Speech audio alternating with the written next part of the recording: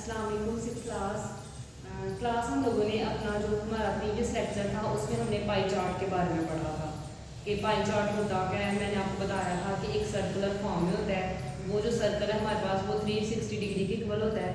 फिर उसको हम लोग पार्ट्स में डिवाइड करते हैं। परसेंटेज में हमें क्वेश्चन दिया हो तो परसेंटेज में हम उसको कन्वर्ट करते हैं, या फिर अगर हमें उन्होंने ऐसे फिगर दिया हो तो फिर उसको उसी हिसाब से डिवाइड कर लेते हैं।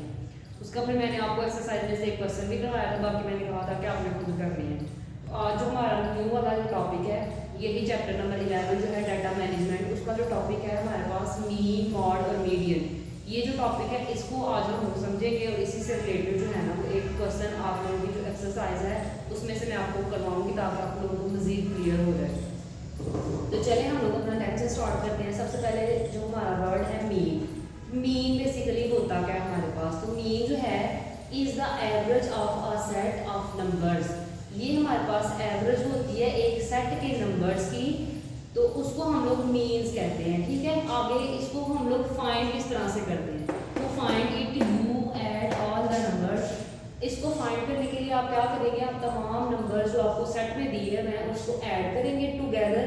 ठीक है, and then divide by how many numbers, और फिर डिवाइड कर देंगे उसकी जो नंबर्स हैं जो सेट के अंदर जितने नंबर होंगे उसके साथ डिवाइड कर देंगे। जैसे देखिए एग्जांपल में हमारे पास है 2, 4 और 6 दिया हुआ। इसका मीन हमारे पास क्या होगा, हम 2 को 4 को और 6 को ऐड करके इस तरह से लिख देंगे। अब इनको काउंट करेंगे कि हाउ मैनी नंबर्स, ये कितने नंबर्स हैं।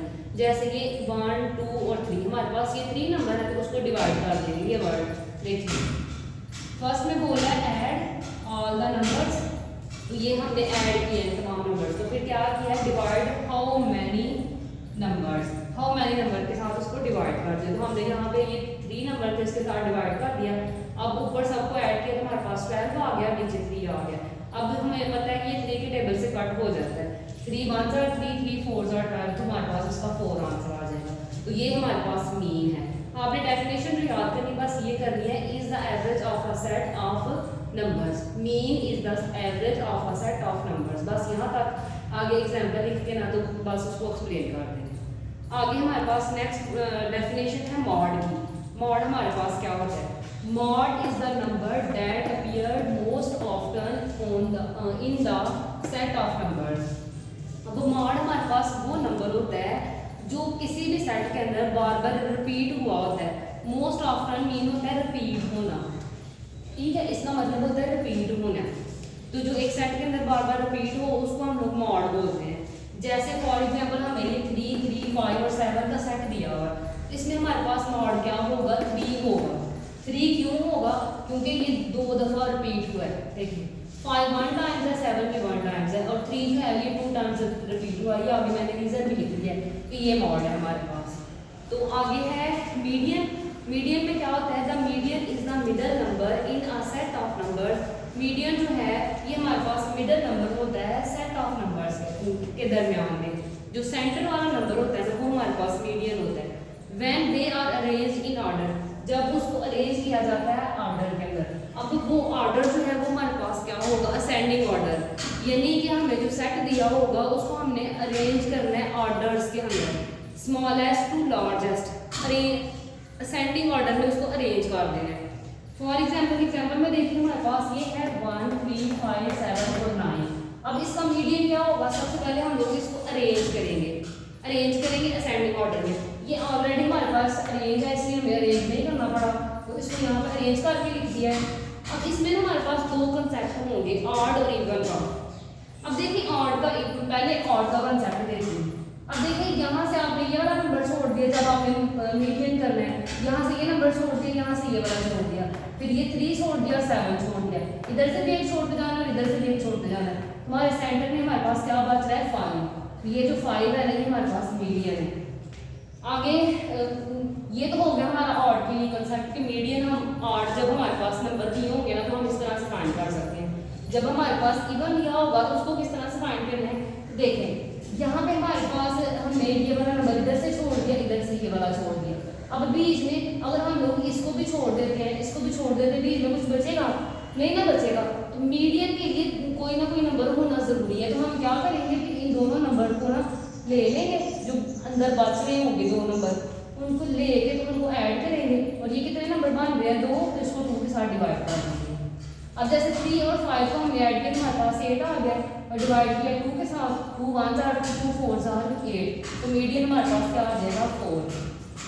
अब इसी तरह देखें आप लोगों का जो बुक पेज है 151, उसके ऊपर आप लोगों की एक्सरसाइज है 11C। क्वेश्चन नंबर 1 जो है थोड़ा लेंथी था स्टेटमेंट में, तो इसलिए मैंने उसको नहीं लिखा। आप लोग 2 भी थोड़ा लेंथी था, 3 वाला मैंने लिखा, ये शॉर्ट है ताकि आप लोगों का कंसेप्ट जो है मीन मॉड और मीडियन का अच्छे से क्लियर हो जाए।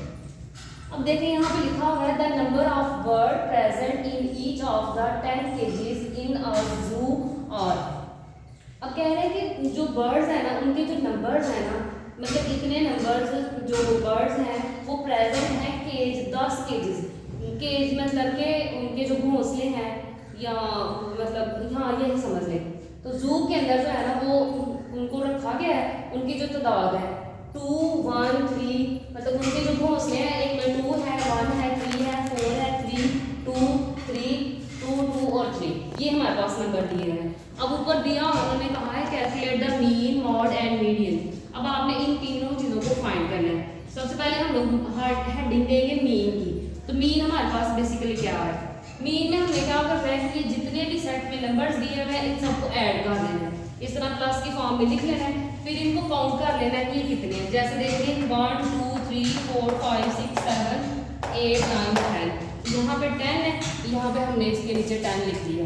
ऊपर सबको ऐड किया हमारे पास 25 बना है और नीचे 10 बना। अब हमें पता है कि ये 5 टेबल के साथ कट हो सकता है, जैसे 5 2 जार 10 और 5 5 जार 25, तो 5/2 आ जाएगा। आगे मॉड, मॉड में हमारे पास क्या होगा मोस्ट फ्रीक्वेंट वैल्यू, यानी कि रिपीटेड वैल्यू जो है। तो यहाँ पे हमें सीधा नजर आ रहा है कि हमारे पास 2 और 3 जो है ना वो रिपीट हो रहा है बार बार। तो हमारे पास जो इसकी फ्रीक्वेंट वैल्यू होगी वो होगी 3 और 2। ये कितने दफ़ा रिपीट हो रहा है 4 टाइम्स, 4 टाइम्स ये दोनों जो हैं वो रिपीट हो रहे हैं, इसलिए हमारे पास मॉड है। अगर यहाँ पे 3 हमारा 3 टाइम्स भी रिपीट होता ना और 2 4 टाइम्स होता तो फिर भी हम लोगों ने 3 और 2 ही लिखना था इसका। आगे मीडियन, मीडियन में सबसे पहले हमने क्या करना है अरेंज इन ऑर्डर, इसको ऑर्डर में अरेंज करना है, यानी असेंडिंग ऑर्डर में पहले स्मॉलेस्ट फिर उससे ग्रेटेस्ट फिर उससे ग्रेटेस्ट वैल्यू लिखते जाना है।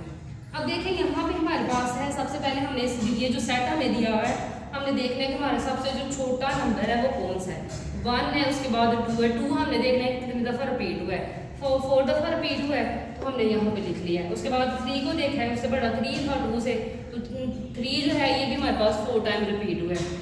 उसके बाद हमारे पास क्या है लास्ट में 4, जो सबसे ग्रेटेस्ट वैल्यू है 4 लिख लिया हमने। अब क्या हुआ है कि हमने यहाँ से एक नंबर छोड़ते जाना है, उधर से भी एक छोड़ते जाना है।